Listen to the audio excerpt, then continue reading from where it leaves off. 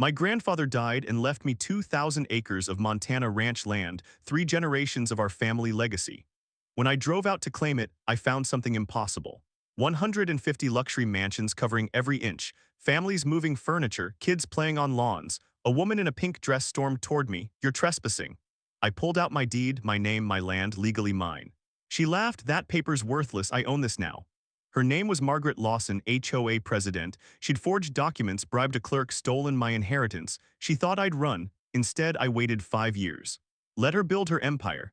Then I used the law like a sledgehammer. I foreclosed on every single mansion, bankrupted her, sent her to prison. This is how I took back what was mine and made her beg for mercy. Watch until the end. The courtroom showdown will blow your mind. Real quick, drop a comment. Where in the world are you watching from? I inherited 2,000 acres the day my grandfather's heart finally gave out. 73 years he'd worked that land. Raised cattle, built fences with his bare hands, taught me to fish in the creek that cut through the valley like a silver scar. When the lawyer handed me the deed, my hands shook. Morrison Ranch, S. 1962, all mine. I stood on the hill where Grandpa used to watch sunsets, wind cutting through my jacket, and made a promise to his memory. I'd restore this place. Build something worthy of his legacy. That was 6 months ago. Today I'm driving down the access road, truck rattling over gravel, heart full of plans. I'm thinking about the old homestead, needs a new roof, maybe expand the barn, start small, hire local guys, bring this place back to life. Then I see it. At first I think I'm lost. There's pavement where dirt road should be, street signs, sidewalks. I slow down, pulse spiking, brain trying to process what my eyes are showing me. A subdivision. Massive homes rising from fresh foundations, earth movers growling like mechanical beasts. Lumber stacks 20 feet high, construction crews everywhere, hard hats, nail guns, the screech of saws biting through wood. I pull over, step out. The air smells like wet concrete and diesel fuel. My boots hit perfect asphalt. There's a sign, Meadowbrook Estates, luxury living starts here. My chest tightens. This is my land. I count the foundations as I walk deeper into the development. 10, 20, 50, more. They stretch across the valley like a grid, swallowing the fields where I used to run as a kid. My throat closes up. Then I see her. A woman in a red blazer, blonde hair cut sharp at her shoulders, marching toward me from a sales trailer. Designer sunglasses, clipboard clutched like a weapon. Mid-50s maybe, the kind of woman who's used to getting her way. "Excuse me," her voice is sharp, aggressive. "This is private property, you can't be here." I stare at her. "Private property?" My voice sounds distant, like it's coming from underwater.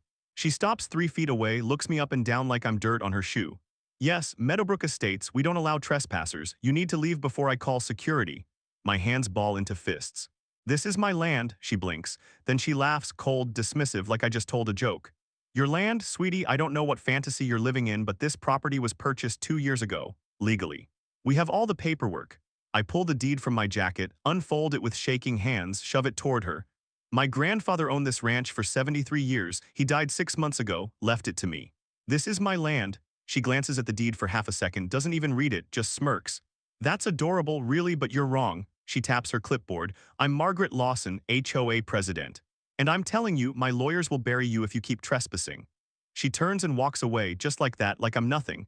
I stand there, frozen, as bulldozers roar behind me. My grandfather's valley torn apart, paved over, sold off. And this woman, Margaret, acts like she owns it. My mind is screaming questions. Did Grandpa sell the land before he died? Was the will forged? How did 150 mansions get built without me knowing? I look down at the deed in my hands. My name, my inheritance. But Margaret's walking away like I don't exist. I watch her disappear into the trailer and something cold settles in my gut. This isn't over, not even close. I'm in my truck, hands gripping the wheel so hard my knuckles go white. I drive straight to Daniel Frost's office, my grandfather's estate attorney. The only person who can tell me what the hell is happening. Frost's office is on Main Street above a hardware store. Old building, creaky stairs. The kind of place that smells like coffee and dusty law books. He's 60-something, wire-rimmed glasses, suspenders, always looks like he hasn't slept, but his mind's sharp. I burst through the door. "Daniel. We have a problem." He looks up from his desk, coffee cup halfway to his mouth. "Jake, what's wrong?" I slam the deed on his desk. "Someone built a subdivision on my land, 150 houses.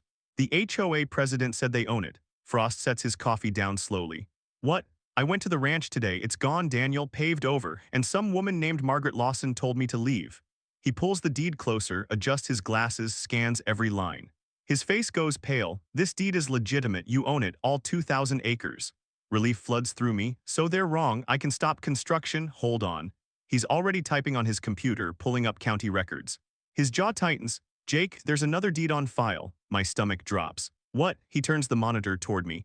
A quitclaim deed filed 5 years ago. It transfers ownership of your grandfather's property to a shell company called Greenfield Holdings LLC. I lean closer. The signature on the screen, it's supposed to be my grandfather's, but it's wrong. That's not his handwriting. Frost nods grimly. I know, so it's fake? Yes, but it's on file, which means legally the county recognized it. Greenfield sold to Meadowbrook Development. They built the subdivision. My head spinning. How is that possible? Grandpa never sold the land. Frost leans back, removes his glasses, rubs his eyes. Quitclaim fraud. It's more common than you'd think. Someone forges a signature, files paperwork with a lazy or corrupt county clerk, and boom, they steal property. By the time the real owner finds out, there's millions of dollars in development already built. Can I fight it? He hesitates. That hesitation tells me everything. Yes, but Jake, it's going to take years and they'll bury you in legal fees. Margaret Lawson has crushed 3 property disputes in this county, deep pockets, judges in her orbit. I stare at him. So you're saying I should walk away? I'm saying this is going to destroy your life if you're not prepared. I think about my grandfather, his calloused hands, the way he'd stand on that hill every evening watching the sun drop behind the mountains. Protect this land, Jake, it's all we have. I straighten. I'm not running. Frost studies me for a long moment, then nods. All right, then we start digging. He pulls out a legal pad, starts scribbling notes. We need to prove the deed is forged, find out who filed it, follow the money. What about Margaret? If she knew it was fraud, she's complicit. If she didn't, he pauses. She's still profiting from stolen land. I lean forward. Who forged the deed, Daniel? I don't know yet, but we'll find out. He looks at me and there's something dark in his expression. Jake, Margaret Lawson doesn't lose, ever. If you go after her, she'll come at you with everything. I meet his eyes. Let her try. But as I leave his office, one question burns in my mind. Why didn't my grandfather notice the theft 5 years ago? I spend the next 2 weeks living in the county recorder's office. It's a basement, fluorescent lights, rows of filing cabinets that smell like mold and old paper. I pull every document related to my grandfather's land, deeds, tax records, transfer documents, and then I find it, the forged quitclaim deed. I hold it under the light, hands trembling. The signature is laughable, my grandfather's name, but the handwriting's all wrong. Too smooth, too perfect. He had arthritis in his 70s. His signature always shook. This one's clean as a forgery. And the notary stamp, I cross-reference it. The notary, Linda Marsh, died in 2019, 3 years before this deed was supposedly signed. A dead woman notarized a fake document. I photograph everything, every page, every stamp, then I call Frost. I've got it, proof it's forged. Bring it to me now. We file a lawsuit the next morning, Morrison v. Greenfield Holdings, Meadowbrook Development, and Margaret Lawson. I'm going after all of them, but Margaret's faster than I expected. Her lawyer, Richard Hale, some shark from the city, files a motion to dismiss within 24 hours. His argument, I waited too long, statute of limitations. I read the filing in Frost's office, blood pounding in my ears. What does this mean? Frost's jaw tightens. In Montana, you have 3 years to challenge quitclaim fraud from the date you discover it. You found out 6 months ago, you're safe. So why's he arguing this? Because Hale's claiming you should have known years ago. Property tax notices were mailed to your grandfather's address. He's saying you had constructive notice. My stomach twists. I never got any notices. I know, but we'll have to prove it. The judge schedules a hearing. I drive back to Meadowbrook Estates that night. Can't help myself. I park on the edge of the development, engine off, watching. Families are moving in, young couples unloading U-Hauls, kids riding bikes on fresh pavement, retirees watering lawns. These people are innocent. They bought homes, paid good money. They don't know they're living on stolen land, but Margaret does. I see her at the clubhouse through the big windows. She's laughing with a contractor, pink dress. Blonde hair perfect, like she doesn't have a care in the world. Then she turns, sees me, our eyes lock, her smile vanishes. She walks to the window, stares at me, then mouths 2 words, "You're done." I start the truck and drive away. But I know something she doesn't. I'm just getting started. And the question that keeps me up at night, will the judge dismiss my case? Can I prove I never got those tax notices? And what happens to those 150 families if I win? The courthouse is small-town America. Wood paneling, American flag in the corner, fluorescent buzz overhead. I sit at the plaintiff's table, Frost beside me, legal pads stacked like ammunition. Margaret sits front row, blonde bob perfect, arms crossed, red blazer sharp enough to cut. She radiates contempt. Her new lawyer, Richard Hale, is all polish and venom. Expensive suit, slick back hair. The kind of guy who bills $800 an hour to ruin lives. Judge Brennan enters, mid-60s, gray hair pulled tight, steel in her eyes.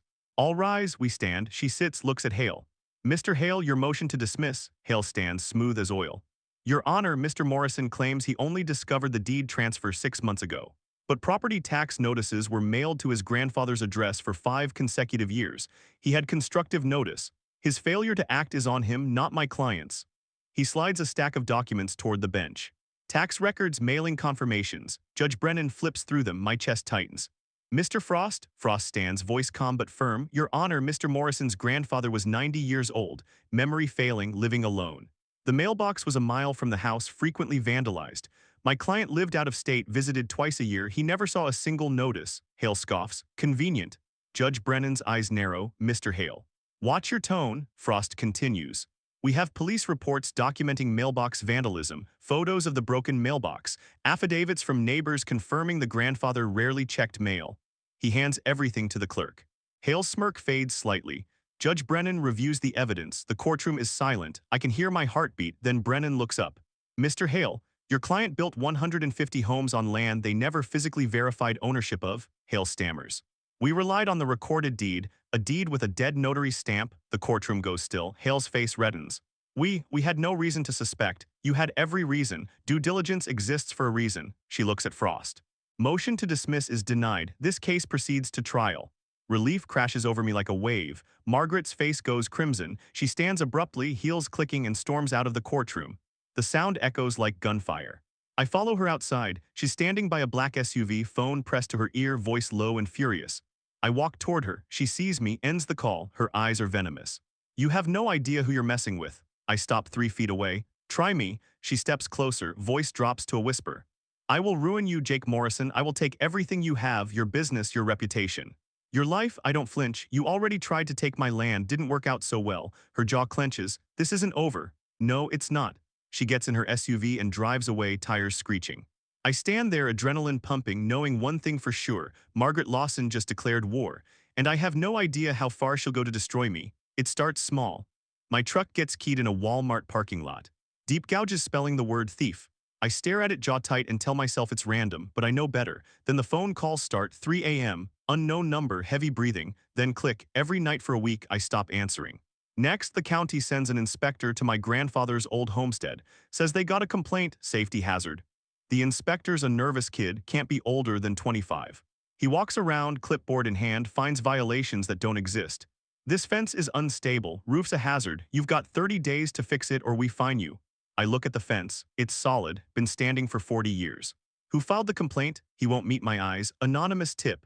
I know exactly who made the call, Margaret. I install security cameras around the property, 4 angles, motion sensors. 2 nights later they catch something, 2 a.m.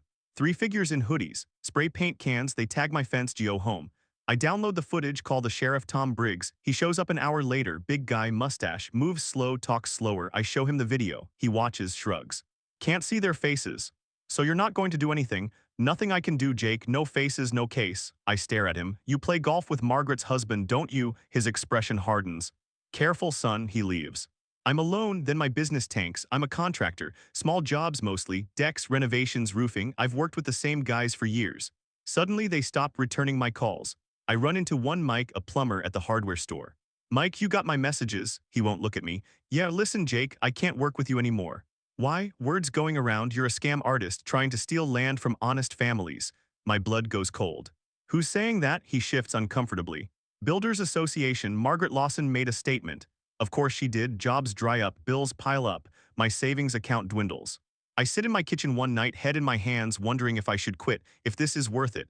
Then my phone buzzes, unknown number. I almost ignore it, but something makes me open it, a text. 4 words, meet me, Riverside Diner. 7 p.m., I have information. My pulse spikes. It's a trap, has to be, but what if it's not? What if someone knows the truth? I grab my jacket and drive to the diner. It's an old place. Orange neon sign flickering, vinyl booths. Smells like grease and burnt coffee. I park under a streetlight, scan the lot. No black subs, no sign of Margaret. I walk inside. And in the corner booth, nervous as hell, sits a woman I've never seen before. Mid-40s, brown hair. Hands shaking around a coffee cup. She sees me, nods. I slide into the booth across from her. Who are you? She glances toward the door, then leans in. My name's Sarah Calloway. I used to work for Greenfield Holdings. My heart stops. And I know who forged the deed. The diner disappears. All I hear is my heartbeat. Tell me. She slides a manila folder across the table. It was Margaret. She orchestrated everything. I open the folder, emails, memos, photos of the forged deed with Margaret's handwriting in the margins. My hands tremble. Why are you telling me this? Sarah's eyes glisten. Because she destroyed my life too, and I can't stay silent anymore. Sarah's hands won't stop shaking. She wraps them around her coffee cup like it's the only thing keeping her grounded. I flip through the folder she gave me. Every page is a bomb. Emails between Margaret and Greenfield Holdings. Internal memos discussing the Morrison property acquisition. Photos of the forged deed with Margaret's notes scrawled in the margins. She knew, Sarah whispers, from the beginning. I look up. Walk me through it. She takes a breath. Steadies herself. I was a paralegal at Greenfield. 5 years ago, Margaret came to our office with a proposal. She'd found your grandfather's land through public tax records, saw he was elderly. No heirs listed in the county database. My jaw tightens. So she targeted him. Yes, she hired a forger, some guy she knew from a previous deal, paid him to fake your grandfather's signature. Then she paid off a county clerk to file the deed without questions. Who's the clerk? Ed Rollins. I write the name down. Keep going. Once the deed was filed, Greenfield bought the land from the shell company Margaret created. Then Meadowbrook Development, her company, bought it from Greenfield. Clean paper trail, except it's all built on fraud. I lean back, head spinning. Why didn't anyone catch this? Because no one was looking. Your grandfather was 90. Living alone, mail got lost. By the time anyone could have noticed, construction was already underway. Margaret bet on no one caring. She was wrong, Sarah nods. I asked questions, told my boss something felt off. He fired me the next day. Margaret called me personally. Said if I ever talked, she'd make sure I never worked again. She threatened my kids, Jake. I have 2 daughters. Her voice cracks. I reach across the table, steady but firm. I'll protect you, but I need you to testify. She hesitates. Fear flickers in her eyes, then she nods. Okay. I take the folder to Frost's office that afternoon. He nearly drops his coffee when he sees it. This is a smoking gun. Can we file criminal charges? Fraud, forgery, conspiracy, yes, but there's a problem. What? Sarah obtained this evidence while working for Greenfield. Defense will claim attorney-client privilege. We need something outside her employment, something indisputable. I think for a moment. The county clerk, Ed Rollins, if Margaret paid him off, there's a money trail. Frost's eyes light up. That's it. We spend the next 3 days buried in financial records, bank statements, wire transfers, public records, and then we find it, a deposit into Ed Rollins' personal account. $50,000, date. The same week the forged deed was filed. Source, a shell company linked to Margaret Lawson. Frost grins like a wolf. We've got her. But there's one more move to make, and it's going to be loud. I decide to go public. I'm crashing the next Meadowbrook Estates HOA meeting, and I'm bringing evidence. The Meadowbrook Estates clubhouse smells like expensive wine and entitlement, chandelier overhead, polished floors. 50 homeowners in folding chairs chatting about landscaping rules and mailbox colors. Margaret stands at the podium in a crisp red dress, blonde bob gleaming under the lights. She's smiling, confident, in complete control. I walk through the door, the room goes silent, every head turns, Margaret's smile freezes on her face. This is a private meeting. Her voice is sharp, but I hear the tremor underneath. I don't stop walking. These people deserve to know the truth. Whispers ripple through the crowd. Margaret's hand tightens on the podium.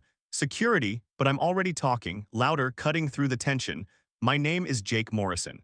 This development, every house, every street, every blade of grass, is built on land that was stolen from my family.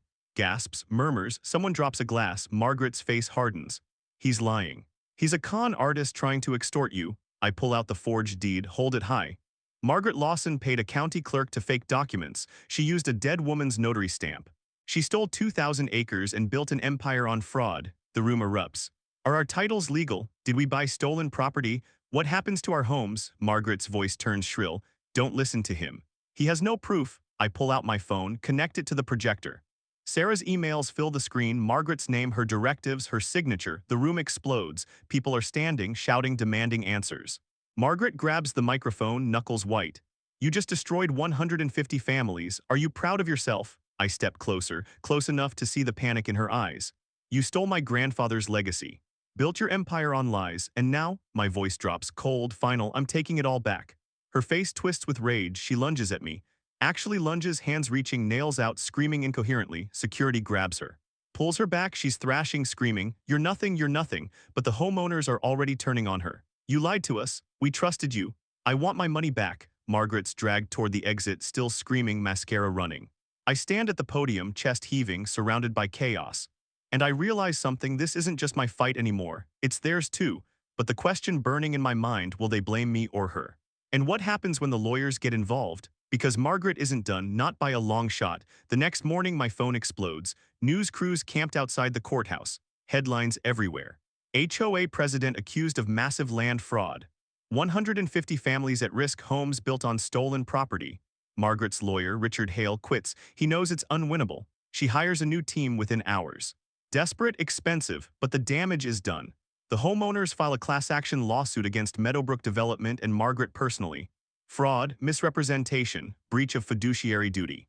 The state attorney general opens a criminal investigation. Ed Rollins, the county clerk, gets a knock on his door from 2 FBI agents. He folds in 48 hours, gives a full deposition. I watch the video with Frost in his office. Rollins looks small, broken. Margaret Lawson approached me 5 years ago, offered me $50,000 cash, said it was a quiet land deal. I filed the deed. Didn't ask questions. Frost pauses the video. That's conspiracy to commit fraud. She's facing prison time. I should feel victorious, but all I feel is exhaustion. Margaret's world is collapsing. Banks freeze Meadowbrook's assets. The FBI raids her office. Her husband files for divorce. I watch it all on the news, numb. Then I get a call. Mr. Morrison? It's a woman's voice, shaking. This is Emily Hartman. I live in Meadowbrook.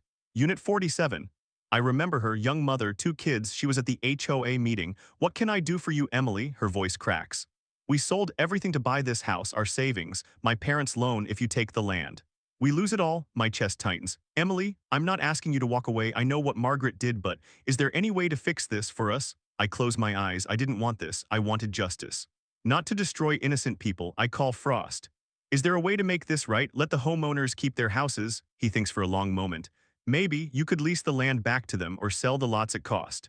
Create a trust ensuring they retain ownership while you control the property. How complicated, very, and legally risky, but possible.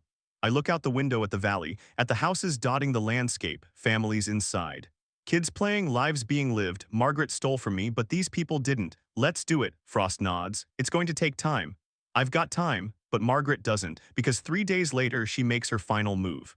And it's the most desperate thing she's ever done. Margaret files an emergency injunction. Frost calls me at 6 a.m. Jake, get to my office now. I'm there in 20 minutes. He's pacing, tie loose, coffee cold. She's claiming you're the one committing fraud. What? He shoves papers across the desk. She's alleging you and Sarah Calloway fabricated evidence, that you're extorting her for millions to drop the case. My blood goes cold. That's insane. I know, but it's enough to stall everything. Judge Brennan scheduled an emergency hearing. When? Tomorrow. I sit down hard. Margaret's playing dirty now, scorched earth, and she's not stopping there. That afternoon, my military records get leaked to the press. Honorably discharged, but Margaret's people spin it. Headlines read, dishonorable discharge, PTSD veteran in land dispute. It's a lie, but the damage is done. My phone's flooded with hate messages. Stolen valor, scam artist, you should be ashamed. My mother calls, crying, Jake, please just stop. I can't take this anymore. I almost break, then Sarah calls. Her voice is panicked. Jake, someone followed me home, slashed my tires. I'm terrified. My hands ball into fists. Stay inside, lock the doors, I'm coming. I drive to her house. She's packing bags, kids wide-eyed and scared. I can't do this, she whispers. I'm sorry, I can't testify. I kneel down, look her in the eyes. Sarah, if you don't testify, Margaret wins. She destroys me, then she destroys you anyway. Tears stream down her face. She'll kill me. She won't, I promise, but I need you in court tomorrow. She's shaking, but she nods. Okay. The next day, the courtroom is packed. Margaret sits front row, blonde bob perfect, pink dress tailored, calm, confident. Like she's already won. Her new lawyer, a bulldog named Gibson, calls Sarah to the stand. He goes for the throat immediately. Miss Calloway, isn't it true you were fired for embezzlement? Sarah's voice wavers. No, isn't it true you're being paid by Mr. Morrison to lie? No, that's not. Gibson slams a document on the stand.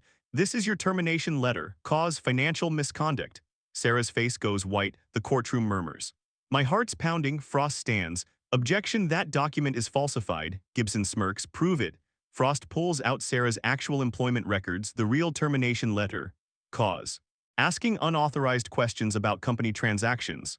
He hands it to the clerk. Gibson's smirk fades. Judge Brennan reviews both documents, then looks at Gibson. Counselor. Did you verify this evidence before presenting it? Gibson stammers. We received it from Mrs. Lawson's office. Silence. Brennan's eyes are ice. I will not tolerate falsified evidence in my courtroom. Margaret's face drains of color. And I realize she just made a fatal mistake. The question is, will it be enough to finish her? Judge Brennan doesn't waste time. The courtroom is silent, suffocating. She reviews the evidence methodically. The forged deed, the dead notary. Ed Rowland's confession, Sarah's emails, the falsified termination letter. Then she looks directly at Margaret. Her voice is cold, final. Mrs. Lawson, you orchestrated a conspiracy to defraud Mr. Morrison of his inheritance. You knowingly built on stolen land. You endangered innocent families, you obstructed justice, and you presented falsified evidence to this court. Margaret's hands grip the armrests, knuckles white. I find in favor of the plaintiff. The courtroom erupts, gasps, shouts, someone's crying, Margaret's face crumbles, Judge Brennan continues. The quitclaim deed to Greenfield Holdings is void, all subsequent transfers are null. Mr. Morrison is the rightful owner of the property. My knees nearly give out, frost grips my shoulder, but Brennan isn't finished. However, the homeowners are innocent victims. I am ordering Meadowbrook Development to compensate them fully. And I am appointing a special master to negotiate a resolution with Mr. Morrison. Margaret stands, voice shaking. This is insane, you can't. Brennan slams her gavel. Mrs. Lawson, you are facing criminal charges for fraud, forgery, and conspiracy. I suggest you consult your attorney. Margaret storms out, heels clicking like gunshots, face streaked with tears. Outside, reporters swarm me, cameras. Microphones, a dozen voices shouting questions. I say only one thing, justice was served.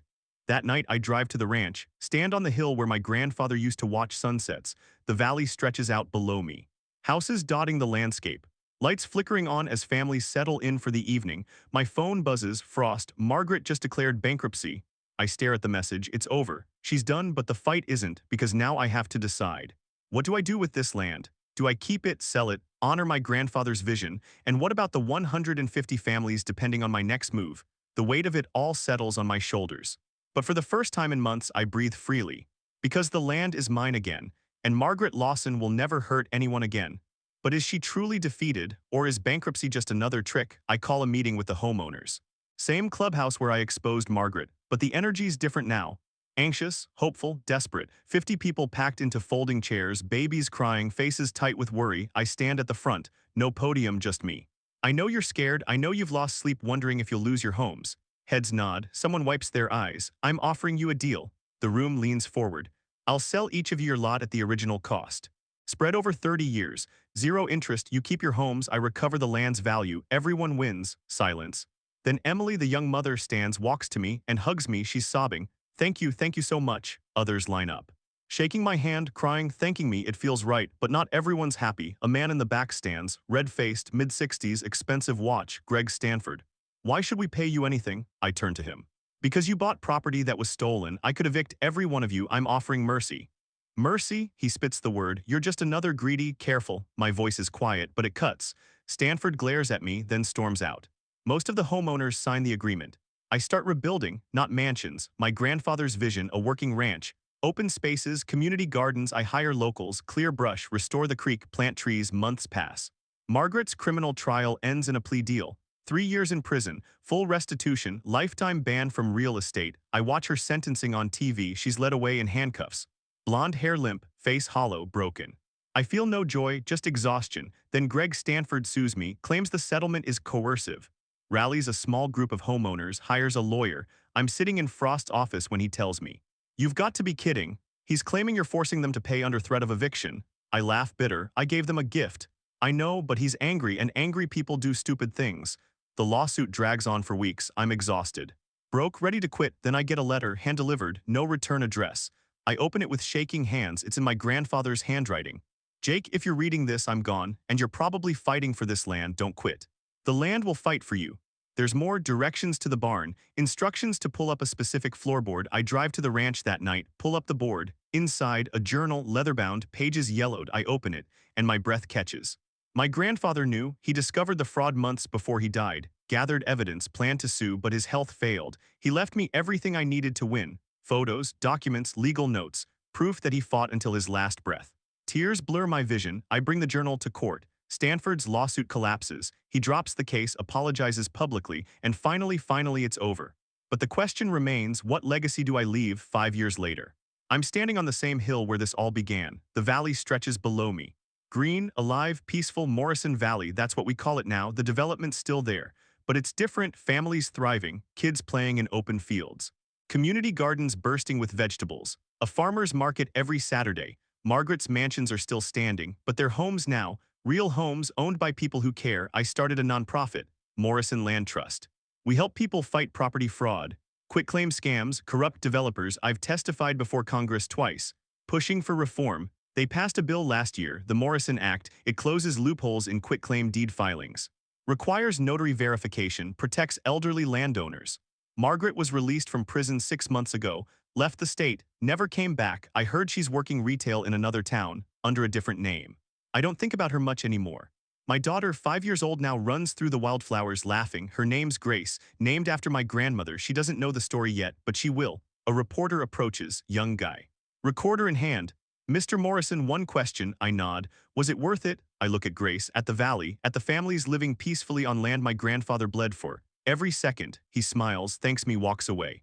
I kneel down as Grace runs to me, grass-stained knees, sun in her hair. Daddy, look. She holds up a wildflower. I take it, smile, beautiful sweetheart. She runs off again. I stand.